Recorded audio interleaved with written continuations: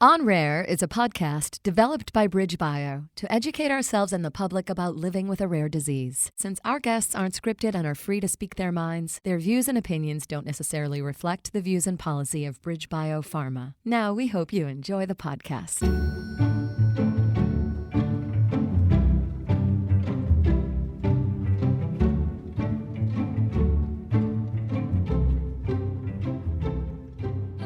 Welcome to On Rare, a rare disease podcast produced by BridgeBio, a biotech company that focuses on developing treatments for rare diseases. We explore what it's really like to live with a rare disease, from getting a diagnosis to the challenges of daily life. And behind each unique condition is a unique story and a unique person. I'm your host, Mandy Rohrig, and as always, I'm joined by my colleague and friend, David Rintell. Hi, David. Hi, Mandy. Always great to see you and do this podcast together. It's a great pleasure. I feel the same way, and we're really lucky today to get to hear from a special person. Her name is Misty. She lives with limb-girdle muscular dystrophy type 2I, which is a rare condition characterized by progressive weakness of muscles throughout the body, including those involved in breathing and in the heart.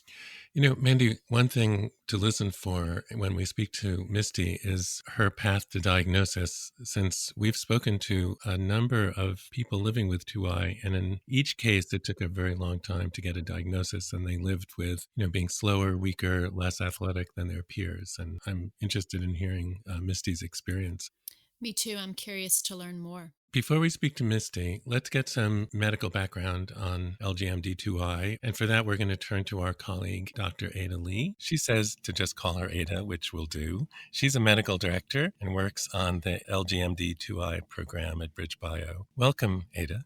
Thanks for the warm welcome, David. We're so happy to have you because we'd like to learn more about LGMD2I, and we'll just call it 2I, limb-girdle muscular dystrophy type 2I. So can we break it down? Sure. Muscular dystrophy is not just one disease, but it's an umbrella of diseases where there's associated muscular weakness, and it's often thought of as kind of this slowly progressive disease.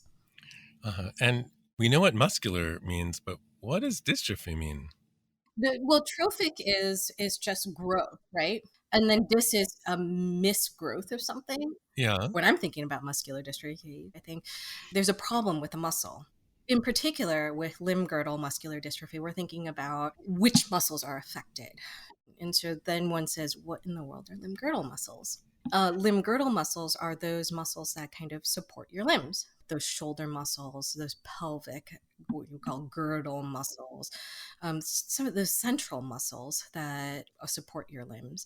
In limb-girdle muscular dystrophy, you're having muscle weakness associated with those groups. Mm-hmm. The other muscles can be affected, but they're often less so affected than your thighs, your hamstrings, your buttocks. Those are the muscles that tend to be the most affected with LGMD. Okay, and then 2I, I think it means that there are a number of types of limb-girdle muscular dystrophy, and this one is identified as 2I. Is there anything else to know about the 2I aspect of it? The 2I actually has two names. The 2 represents a recessive inheritance pattern. Mm-hmm. The I is just the order of discovery. So these genetic abnormalities contributing to the disease were discovered in a certain order, and they just started with ABC and then went down the line from there. 2I is also known as R9, R standing for recessive pattern of inheritance, and then 9 being the ninth form of the disease to be discovered. Oh, that's very interesting. I've known about LGMD2I for some time, and I didn't know why it was called 2I, and that's really helpful. And you mentioned that it's a genetic disorder, so that it's inherited in a recessive manner, correct? Yeah, so that means just that you have to get a defective copy of the gene from each parent. So you got one from your mom and you got one from your dad, and you have to have both unfortunate copies together in order to have the disease. Okay. How do people usually experience symptoms, and what do they experience at the beginning? I think a lot of people often find that they just can't keep up with everyone else. That it's subtle and nobody can quite put their finger on it, but they're just not like everybody else. and they get tired a little bit more easily, and they're not able to do things that are maybe easy for you and me. We've heard from in previous podcasts with people living with 2I that the process of getting a diagnosis often takes a long time, and that they're often thought of as just not as athletic or as not energetic or being called lazy. And it seems like it's really a challenge getting a diagnosis. I think with any rare disease, our patients often struggle because it's not something common. As physicians, we're taught when you hear hooves, think horses, not zebras. But unfortunately, for some of our patients who have rare disease, the zebra is that diagnostic animal, not the horse. It's not just, oh, you got a bad night of sleep. There really is some underlying pathology that contributes to it. And I think a lot of patients have a long pathway to that diagnosis, unless, of course, they have a family member who's affected. And so if you have an affected family member, your pathway to a final diagnosis is much shorter. Ada, how is 2I typically managed? A lot of how we manage rare diseases that don't have treatment, and 2I is one of those rare diseases, is supportive in nature. So there's not much that we can do to stop the disease from worsening, unfortunately. There's not much that we can offer to our patients. All we can say is, here's what we know, and here's what we can do to mitigate some of those downstream effects. So we know with 2I in particular, one of the big things for our patients is cardiovascular and respiratory disease. So it's monitoring for those diseases, treating early when you see it, and doing everything that we can to prevent the worsening down the line. What worsening would typically happen? The prevalence is quite high within this patient population, so it's important to make sure that they're connected with a cardiologist up front, that they're getting screened for the cardiomyopathy that can be a part of the disease. And we do have medicines now that help prevent worsening of cardiomyopathy. From the respiratory standpoint, we think about ensuring that somebody is getting their pulmonary function test, because some of these changes are so subtle that you wouldn't be able to clinically detect it. So I can't put a stethoscope on your chest and be able to say, aha, well, this is what you need. We need more advanced tools to be able to kind of look at those nuanced changes so that we can intervene. BiPAP at night, which is one of the frequent treatments that our patients use overnight to help with some of the respiratory difficulties or the different medications that we use for managing cardiomyopathy. But there is no treatment for the disease itself. There's no treatment for the disease itself, but there are treatments on the horizon that hopefully we'll be able to bring to patients soon. There is the hope of treatments that are in development, so that's good to hear, Ada. Thank you very much for joining us. Thank you.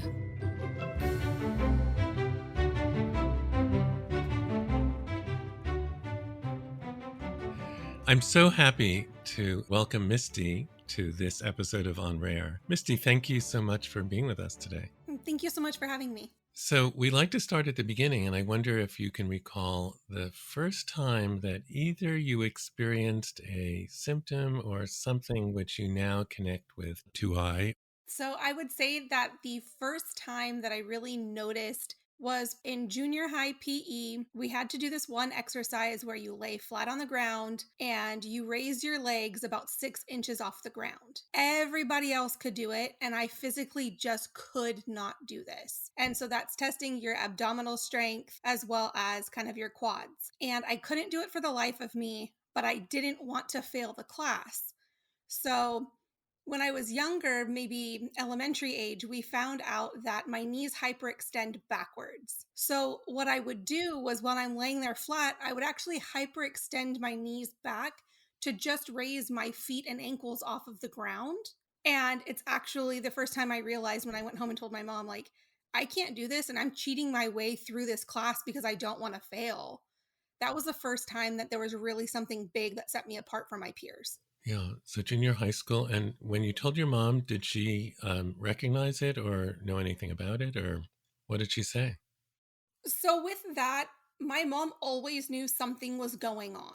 Mm-hmm. In first grade, I was kind of what they would call clumsy. I would trip over things all the time, if not my own feet. And I ended up with a broken elbow at the end of first grade. I wore that cast for 6 weeks, and less than 6 weeks later had another fall, breaking the opposite arm.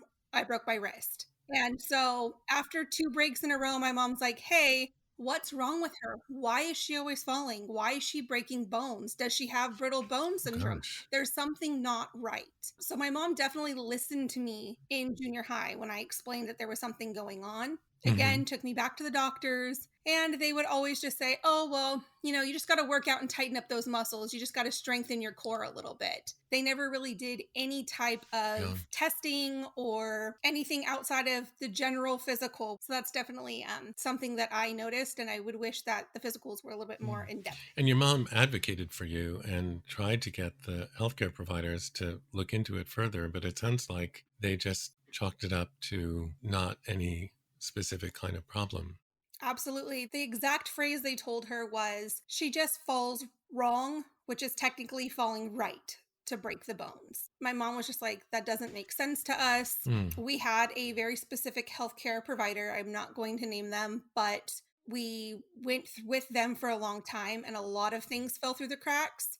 The first time I saw physical therapy, I was a junior in high school, and it was because I couldn't run. We were doing the mile and I just couldn't do it. Yeah.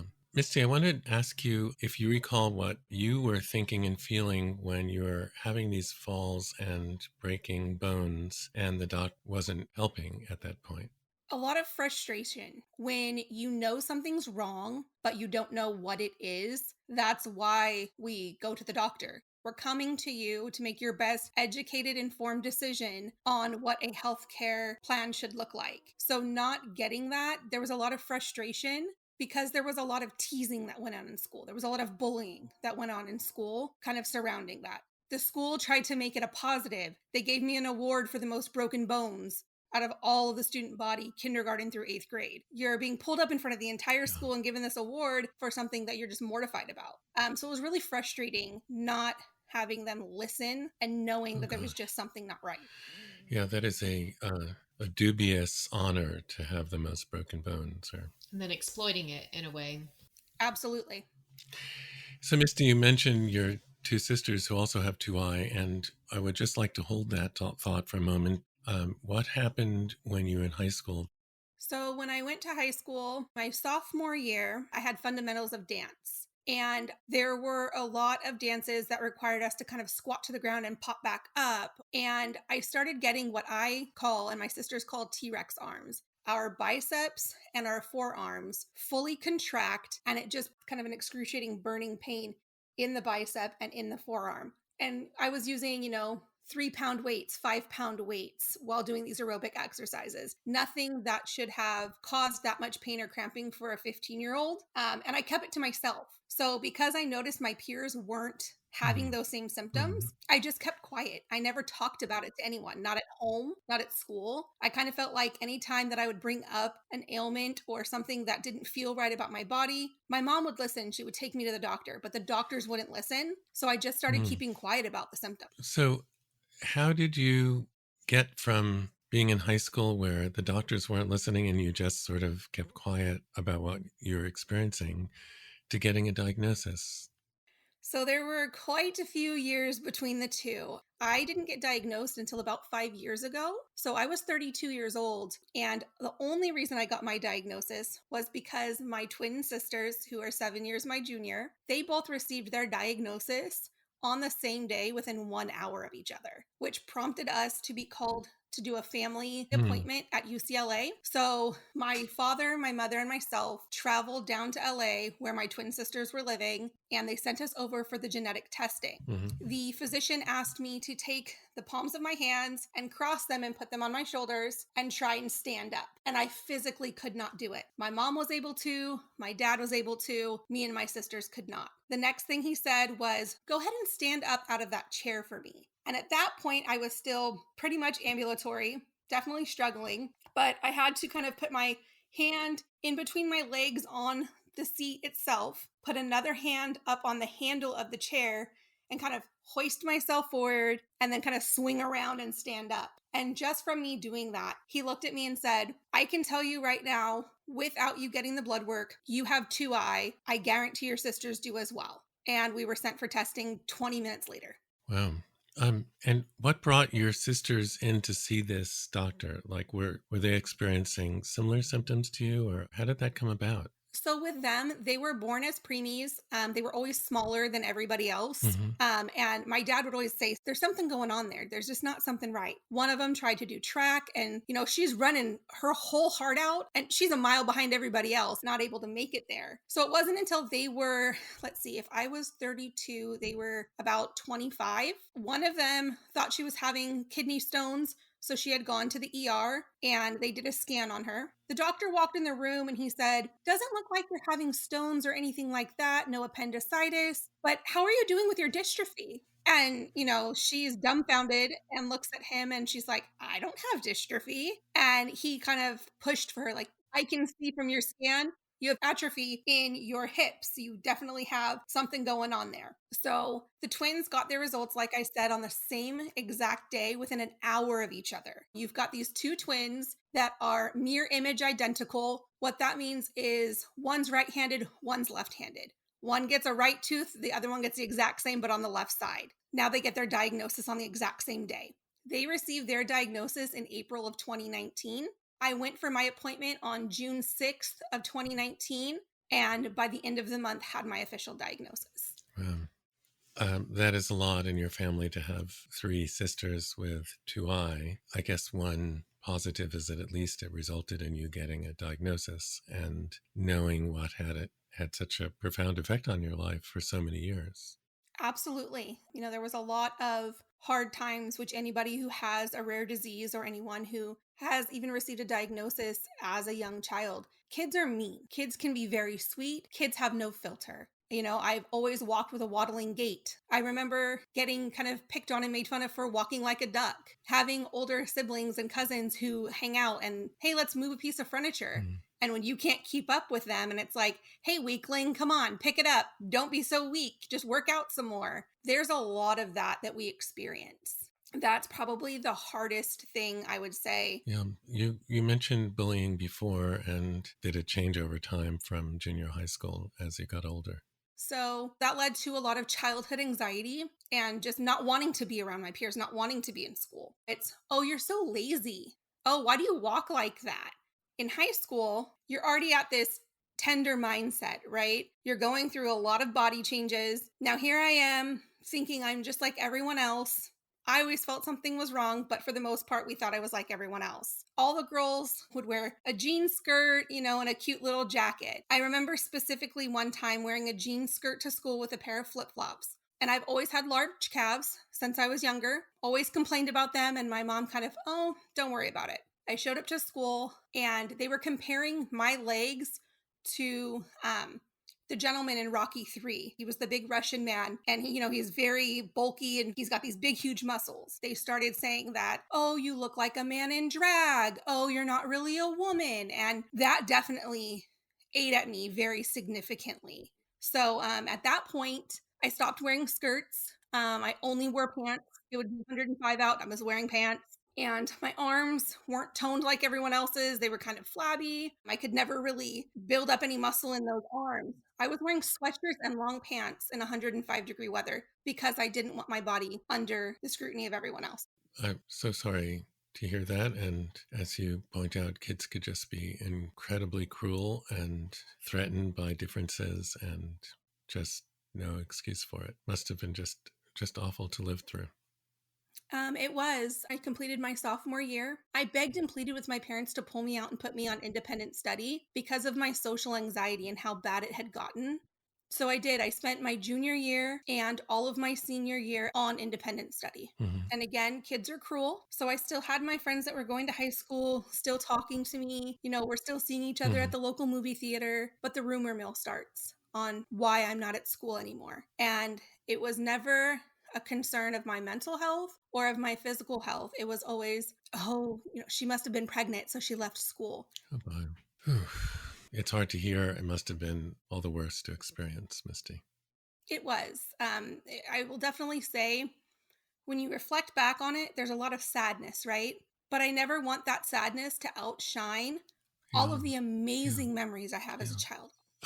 From high school, you go until you're 32 before getting a diagnosis. And were your symptoms more or less stable? Did they change?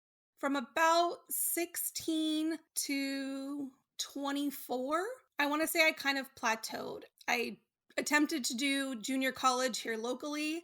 I had class on the third story, and unless you had some type of handicap placard or you were in a wheelchair, our school did not permit us to use the elevator. I've always had issues trying to kind of go upstairs because I could just never pick my legs up enough to go up that step, and I would always trip. So I ended up deciding to leave junior college because of 3 flights of stairs multiple times a day.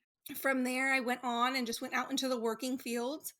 I worked in the field of ABA, which is essentially working with children with autism and other related disorders, until I started working a retail job. That's when I knew there was something deeper going on that I needed an answer to. So about 22 to 24, I'm working retail, and you have to go break down the pallets. You got to take off that shrink wrap. You got to pull your case, and then you have to go and load that out onto the shelves. So very physical, a lot of bending, a lot of stooping, a lot of lifting.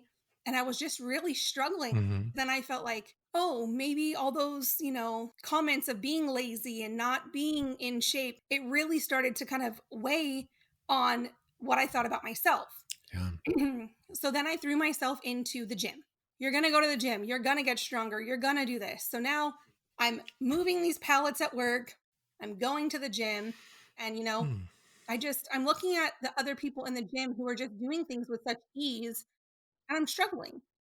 Then when I got pregnant with my first daughter is when I saw a large change in my status.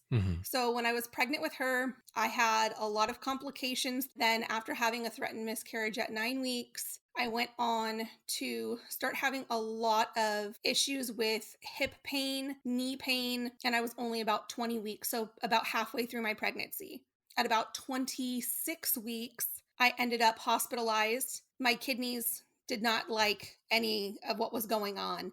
And so I ended up with kidney infection. When I got out, I started having a lot of swelling in my extremities, which ended up leading to preeclampsia in my first pregnancy. I did have her at about 36, 37 weeks. After that, I noticed I could no longer get up off the floor the way that I could before. Now I really had to use both hands, kind of crawl over to a chair or a couch, pull myself up to get back into a standing position. So now here I am, first time mom. We want to do tummy time. We want to do things on the ground with our baby. And I'm noticing how increasingly difficult it is for me to get up.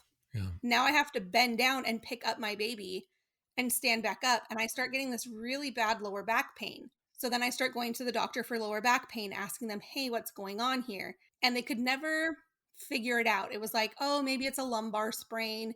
Just take some ibuprofen and you'll be okay. They kind of just continuously blew me off. They made me feel, I hate using this word, but they made me feel like a hypochondriac. So that was really frustrating. Then 3 years later, I ended up having my second daughter.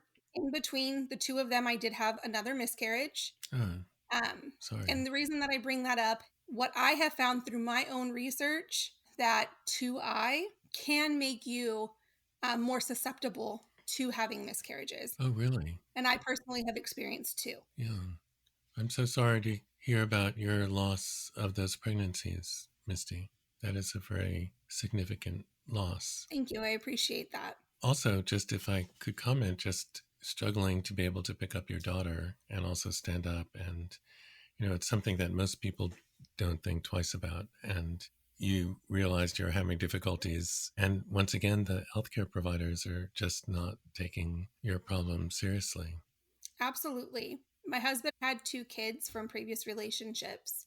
I've got, at this point, a 5th grader, I've got a kindergartner, and my baby. So not only am I struggling to pick her up, now I have to load her in the car. I've got to go do drop-offs. I've got to go do pickups, things like that. So there was a lot going on there. When I got pregnant with my second daughter, I was hoping it would be easier second time around, right? Because still at this point, we don't know about my diagnosis of 2I. Instantly, I could tell there's something going on. My hips have that same pain they had before. I'm walking with a more arched lower back, and I was only maybe 13 weeks pregnant. It's not like I had this big belly in front of me that I had to kind of counterbalance that weight.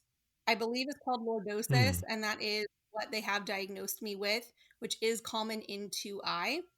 And it's kind of like scoliosis, but instead of being a curvature of the upper spine, it's a curvature of the lower spine. So when I'm in a standing position, it almost looks as though I'm pushing my hips or my bottom backwards and really arching my back. Wow. I'm sorry to interrupt. I just want to know, Mandy, if you want to say anything or ask anything. I'm curious, Misty, given the track record that you had with healthcare providers, I assume it took a lot of courage to continue to go back to them, not hearing, not taking action, not trying to figure out what's really going on. So how did you develop that courage, I guess, to continue to try to seek help from the medical system, even though they were failing you over and over again? I guess the best way to kind of describe how or why I continued to see physicians, I was gung ho on an answer. I held on to hope. And I think that's really the only reason I continued to go back. And it's kind of funny that you asked that question, because when my sisters went and got their diagnosis, I had hit 32. And in my 30s, I had said, I'm done going to the doctor. I'm not doing this anymore. I'm tired of feeling like a crazy person. I'm tired of not being enough. And so I really had given up. I hadn't seen a doctor in probably 2 years, and it was just exhausting. So you really kind of did give up on them eventually. Eventually, yes. Yeah. Misty, you were talking about the birth of your second daughter. Did you have similar problems with picking her up and caring for her? Were there additional problems since a few years had passed? Absolutely. So 3 years had passed, and I had kind of figured out a way to adapt. That's one thing I will say about people with 2I. It's absolutely mind-boggling how our bodies as human beings choose to adapt. We are resilient. And so I just adapted. I adapted to the fact that I couldn't get up the way that I used to, and I found a new way to get up. I found creative ways to pick her up. We would get ourselves over to a chair or get ourselves over to the couch, and then she'd wiggle herself on up there, and then I'm holding on to the chair, and I'd find a way to scoop her up. Yeah. So with my second daughter, I noticed that I was just having more pain much earlier on. Something's wrong with my hips. Can we please check? There's something going on. The physician I was seeing was like, you're fine. You have pain in pregnancy. You'll survive. Just go about your day, take some extra strength Tylenol, and call it a day. There was a lot of frustration there. During the pregnancy, I ended up being put on bed rest for about 5.5 months of my pregnancy. Oh, boy. So at this point, I've got a freshman in high school. I've got a 5th grader. I've got a toddler who is definitely not going to stay in one spot. And now I'm bedridden and my husband has to go to work. Oh, my goodness. That was really, really hard. I had a couple of scares where I almost fell, but I was able to catch myself on the wall during pregnancy. So my legs started giving out more. And how did you handle being on bed rest with a toddler and older kids in the house? This is where they say it takes a village. Had I not had my family living in the same town as me, and I could pick up that phone and say, hey, do you think you could give the kids a ride to school today? Definitely relying a lot on the individuals around me. But while everybody was away and it was me and my toddler, it was lots of puzzles, books, coloring. What can we do? What kind of activities can I keep her happy on this bed? Oh, boy. Wow. We got really, really fluent, I would say, with Toy Story. I could probably recite it forward and backward, as well as the movie Home. Had it not been for those 2 movies, I don't think I could have kept her much longer. Oh, my goodness. Wow. For our next episode of On Rare, Misty will recite Toy Story for us. Absolutely.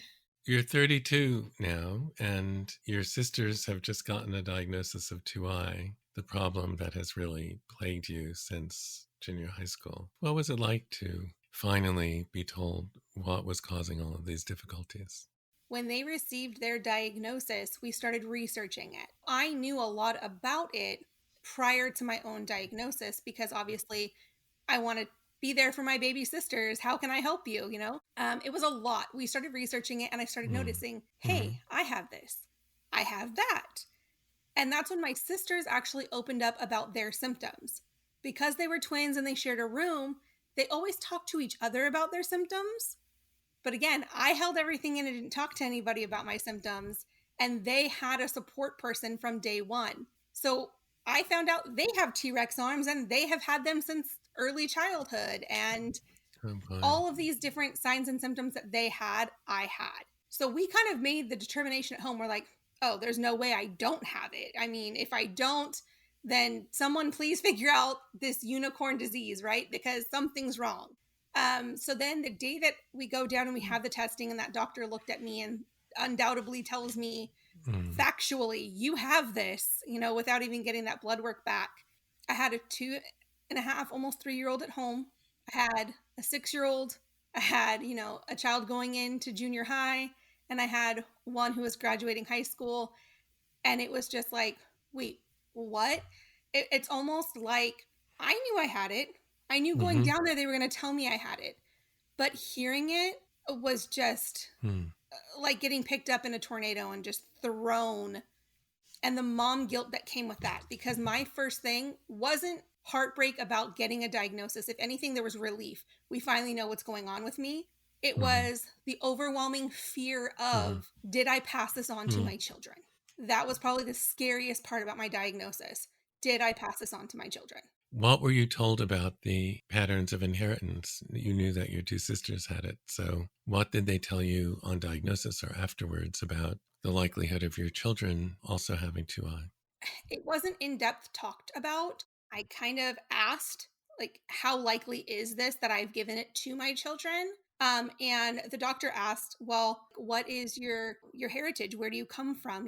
I let him know that I have a heavy Portuguese background. He said, globally, those with a more Northern European background, it's kind of higher in that community of peoples.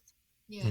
So he asked where my husband was from. What's his background? I let him know that, he's Mexican. So they said, okay, then we definitely need to look at the more indigenous side, as well as look at more of the Spaniard side and kind of see where does his heritage lie. He just told me, honestly, with your husband's genetics, you should be fine. Trying to comprehend that the disability or disease that I've now been diagnosed with, trying to understand that it's what they call a double recessive was very confusing to me. And there wasn't anyone to elaborate.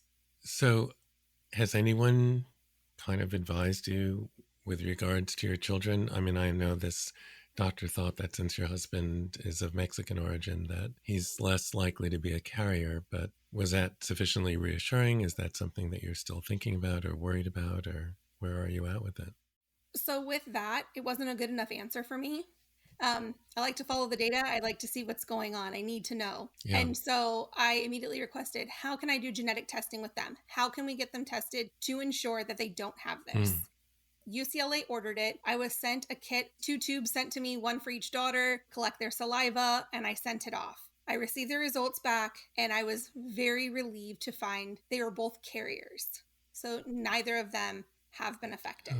And then I recently requested to meet with a genetic specialist to go over my daughter's results, because I do want to know, but really making them knowledgeable and understanding what it could mean if they were to reproduce. What would that look like for their children? All right, I'm going to pause again just to see Mandy, or Amy. Go ahead. I'm just curious what life is like for you now, Misty. So in the past 5 years, a lot has happened to everyone. So I got my diagnosis late 2019. We headed right into a pandemic. Now I'm not mobile. We're all sitting at home, right? We're all trying to stay home and do what we need to do. So there's a lot of sitting around. What we know is sitting around can lead to more atrophy, to more muscle wasting. I was on a downward spiral. I went from being ambulatory to, in the past 2.5 years, having to start using a mobility chair. It was a Jazzy scooter, and that was my first mobility chair. And now we are at the point where I am non-ambulatory. My husband and my children use my Hoyer lift to take me out of bed and transfer me into my chair. Trying to get my kids to and from school now poses its own set of challenges. When you end up non-ambulatory, or you end up wheelchair or mobility scooter bound, there are a lot of life changes that come in with that. Purchasing a mobility vehicle is anything but cheap. Oh, I ride my chair now to take my kids to and from school. Like I said, I moved into a home next to my parents. It is a half a block from my same elementary. Ride to school every day. They walk next to me and I'm in my chair. Just this year alone, I've had a major decrease in my health. I was working. I was the new business development director. We had opened in multiple states. We were just doing a lot of great things in the ABA community. And I started having some really bad pain. I went to the emergency room. They sent me home and said it's a kidney stone, told me to take the rest of the week off. This is where my stubbornness of being called lazy and things kicks in, because I did not listen to those doctors and I went back to work the very next day. Well, 24 hours after that, I landed myself in the hospital because my body was shutting down on me. This year, I went, like I said, from being ambulatory at the end of last year, somewhat helping myself with transfers or being able to walk maybe 50 feet, to this year being completely non-ambulatory, reliant upon my chair. And unfortunately, we found out that my diaphragm is being affected. It does not always affect everyone. Unfortunately, I am one who is affected by those respiratory issues. So, because my diaphragm does not work adequately, I do sleep with a ventilator every single night. And I've been advised that if I'm going to go out somewhere or be doing something or something like this and talking a lot, that I need to keep my ventilator nearby. I was like a narcoleptic. I was falling asleep out of nowhere. I'd be sitting there and my body's shutting down. I have to go to bed. So, Misty, there are a couple of devices that when you were talking about all of the different equipment that you use to help you in your home, one was a Hoyer lift. Can you describe that a little bit more to our listeners? So, a Hoyer lift, it's kind of an indoor crane for people. There's a mat that goes underneath me. You hook the mat up to the arm, and then you use that remote to lift you up and lift you down, which helps you for transferring in and out of a chair, in and out of bed, on and off of a toilet or a commode. And then can you describe a little bit about the ventilation system? People associate a ventilator on life support, tube down my throat in a hospital in the ICU. For me, I have non-invasive ventilation. I have a nose mask or a face mask, and it's similar to that of a sleep apnea or a CPAP machine where someone just needs some extra air when they're sleeping at night. For me, my diaphragm is affected, so I am not able to take a large enough breath in, but I'm able to expel everything. This ventilator will push in the amount of air needed to expand my lungs, and then as I expel out, it will actually draw air back out. And so what this looks like is I have one device that has a touch screen on it with all of my settings. It definitely looks like if you're in a hospital and you see like a heart monitor. Next to that is an additional device, which is the humidifier. Without that humidity, it can lead to dryness of the nose, the mouth, the throat. Mm-hmm. Yeah. Oh boy. Your 2I has just progressed to an even more problematic phase, clearly, and, needing the help of others and of a Hoyer lift and of the ventilation machine. And, you have young kids at home. And I imagine it's sometimes a struggle to balance your own health needs and the needs of an 11 and 8-year-old, not to mention a teenager. How do you manage that? A lot of it is, thankfully, here in California, the use of FMLA. If it wasn't for the ability for my husband to utilize FMLA, I wouldn't be able to get to my appointments. Typically, I have to go to Stanford, which is about 3 hours from where I live. So it's a 6-hour round trip minus the 4 or 5 hours you're actually at the facility. So if it wasn't for FMLA and him being able to miss those days and still be paid for them, that would be really hard. I think the best way that I can say that I manage everything right now is just really anytime I'm feeling overwhelmed, I feel like there's just the weight of everything falling on me. I stop what I'm doing and I say a prayer. And then from there, it's time to take a breath and let's handle business. I've had to pick up a child from school. I am bound to this chair. And now I have to go pick up a child who just fell and has a scraped knee and a scraped arm. They're not going to want to walk that half a block home. We found some creative ways to attach a wagon to my wheelchair, or let's attach the bike trailer. You find creative ways to do what you have to do to make things work. You adapt. Smart, Misty. If there's a will, there's a way. And I have 2I, but I am not 2I. It's a part of me, but it doesn't define me. Yeah. Anything else you would like us to know? Or when I say us, I mean Mandy, Amy, me, our listeners, about what it's like to live with 2I? Show yourself grace. If you have a rare disease, disability, whatever you want to label it as, show yourself grace, because Today, folding that one towel might be the only thing that you can do, but you did it. Today, maybe you have to listen to your body and you have to rest. All I can say is show yourself grace. It doesn't make you any less of a person because you're worthy, you're loved, and just remember that you're enough. That is beautiful and, again, useful for people living with 2I, other physical challenges, and everybody else.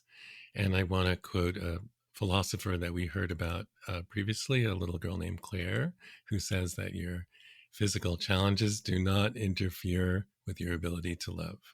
Yes, never a disability, always a different ability. And so, unfortunately, 2I has taken work away from me. Like I said, with getting ill, I'm going through the process right now of being placed on permanent disability because they feel that it's time, especially with the ventilator.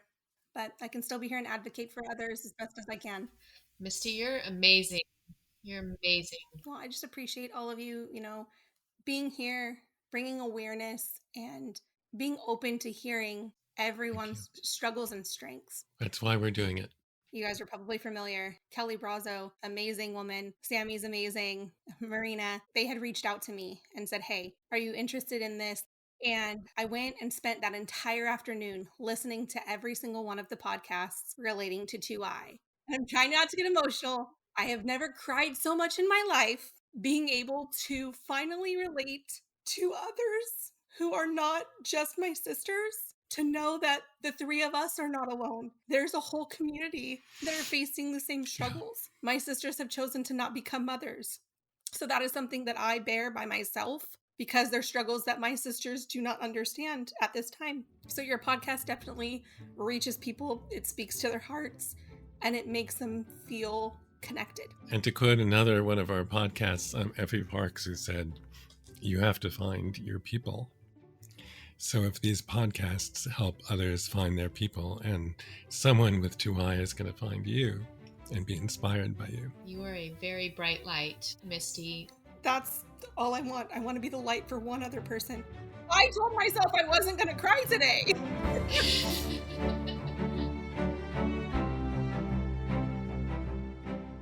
David, we've had the privilege of listening to a couple of individuals living with LGMD2I, and just like the other experiences that we've heard, the story of Misty's was also touching.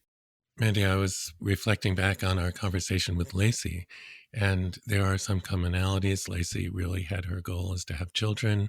Both have become mothers despite their 2I, and both are really striving to live as complete, full lives as possible. And I was also struck by the way that Misty talked about not judging herself, that on certain days she's just not able to do as much as maybe she had hoped, but rather than compare herself to other people, to accept that this is what she's able to do in a particular day, something really helpful to remember. Mm-hmm. She spoke about how she made a number of adaptations before her diagnosis. Interesting that she only received her diagnosis after her twin sisters, who are younger, were diagnosed. And it's unfortunate to have to wait such a long time. And treatment or no treatment, knowing what is going on and knowing what is causing the weakness and challenges is certainly helpful to people once they have put a name on it. I'm also reminded of something Misty said about the importance of having a community, and it's consistent with